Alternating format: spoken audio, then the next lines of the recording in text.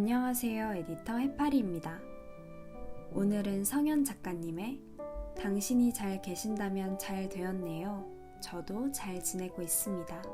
라는 서간 시집을 가지고 왔습니다.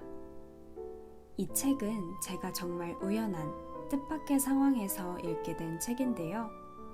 그래서 그런지 책을 읽는 내내 이름 모를 사람이 보낸 낯선 편지를 읽는 듯한 느낌이 들었습니다. 그런데 그 낯선 느낌이 차가운 낯설미 아닌 설레는 낯설미라고 해야 할까요? 이름 모를 사람이 계속 나한테 편지를 잘못 보내는데 발신자가 표시되어 있지 않아서 이 편지가 잘못 왔다는 회신을 할 수조차 없는 그런 상황. 잘못 오는 편지는 계속 도착하고 나는 그 내용이 궁금해서 뜯어보게 되는 그런 영화 같은 상황에 놓여 있는 것만 같았습니다. 이 시집은 봄, 여름, 가을, 겨울, 그리고 다시 봄 이렇게 5개의 챕터로 나뉘어져 있는데요. 지금부터 저와 함께 한 계절당 하나의 시를 골라서 읽어보도록 하겠습니다. 이 시간만큼은 복잡한 마음들 모두 내려놓고 안온한 시간 보내셨으면 좋겠습니다.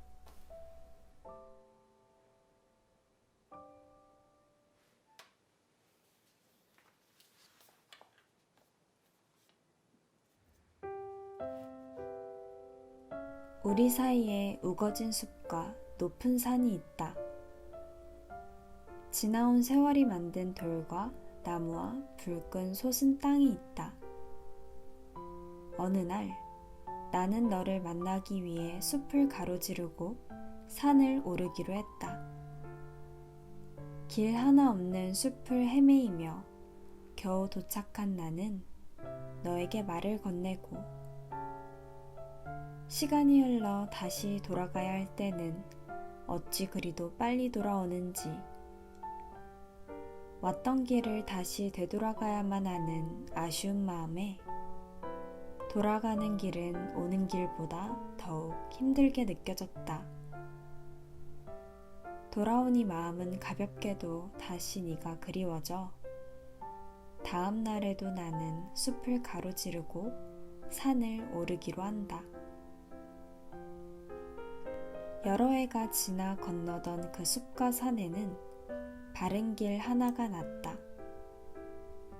너를 만나러 가는 길이 잘 닦여서 이젠 발을 채던 큰 돌뿌리도 살을 핥히던 야생화 줄기들도 사라진 지 오래되었다. 매일 너를 만나고 싶어 했던 내 마음이 바른 길을 닦아낸 것이다. 너와 나 사이에는 숲이 하나 있다. 내가 낸 길이 하나 있다. 그 길을 오늘도 걸어 나는 너에게 가고 있다. 그 길을 걸을 때마다 우리는 매일 조금씩 가까워지고 있었다. 익숙해지고 성숙해져 가는 길이었다.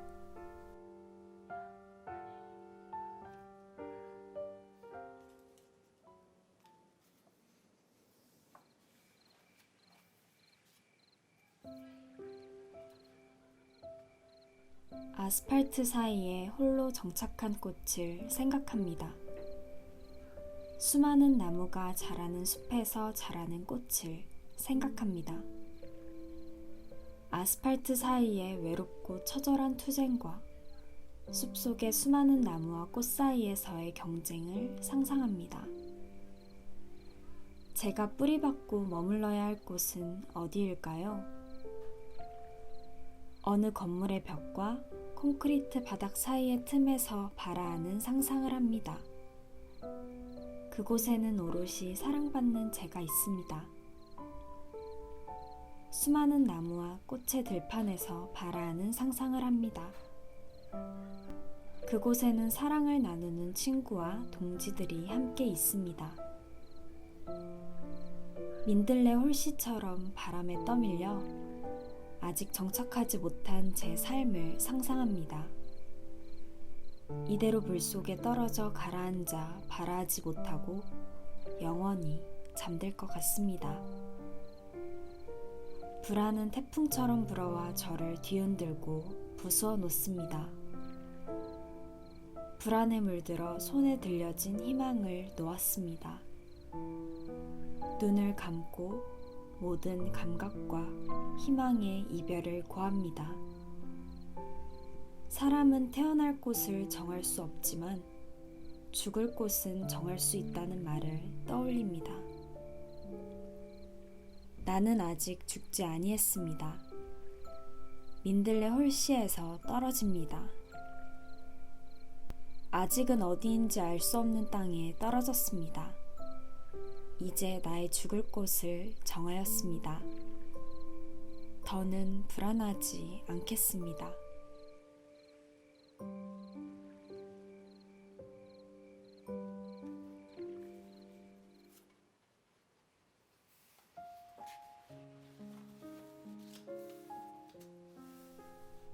화창한 오후, 공원 벤치에 앉아 넋을 놓고 있었다. 바람은 시간을 몰고 와 더위와 함께 낮을 데려가고,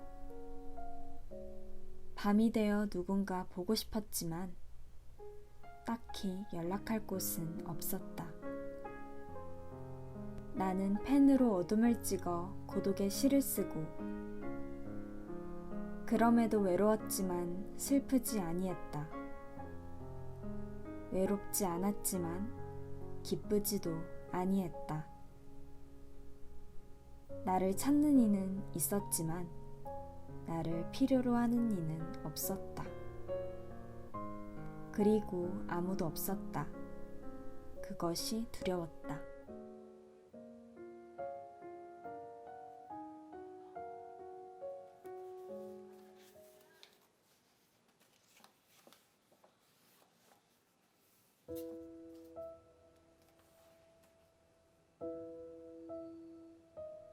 복잡한 마음을 정리하기 위해 바다를 찾았습니다.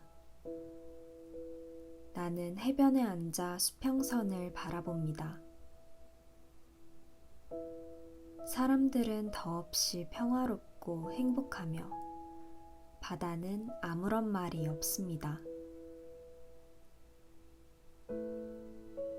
나는 이 해변의 이방인이 되어 바위처럼 고독합니다.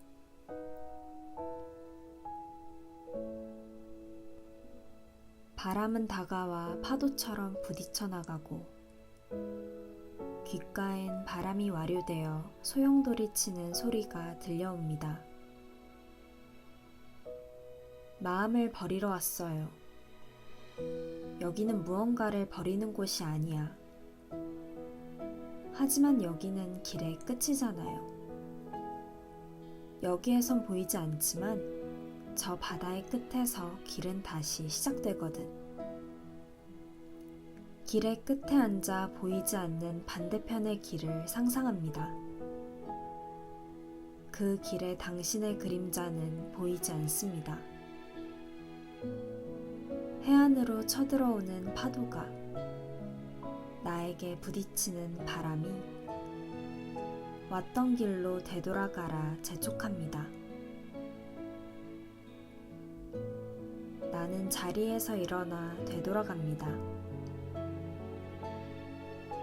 그곳엔 당신의 그림자가 있습니다. 당신의 그림자 끝에 나의 몸을 맞추어 봅니다. 당신의 그림자가 나에게 붙어 태양의 반대편에 누워 있습니다.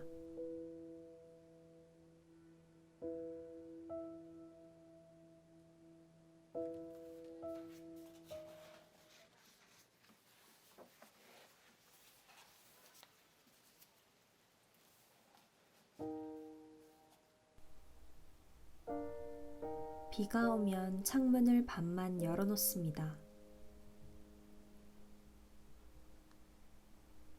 속을 비추기 두려운 마음과 누군가 내 속을 들여다봤으면 하는 마음에 중간에 제가 있습니다.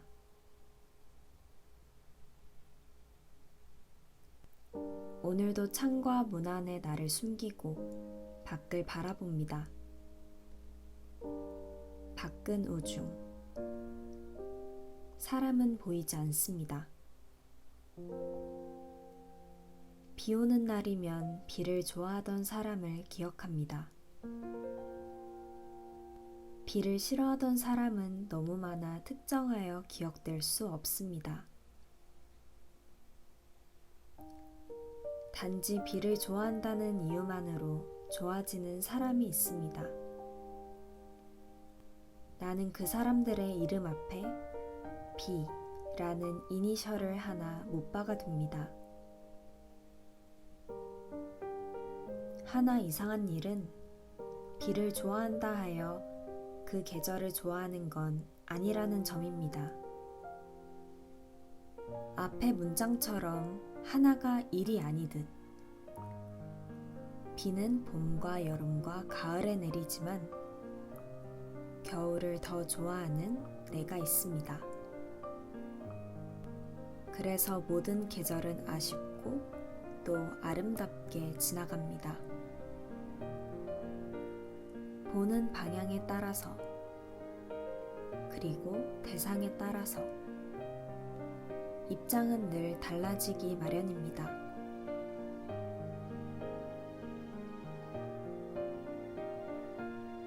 그것이 제가 늘 창과 문 사이에서 방황하는 이유일 것입니다.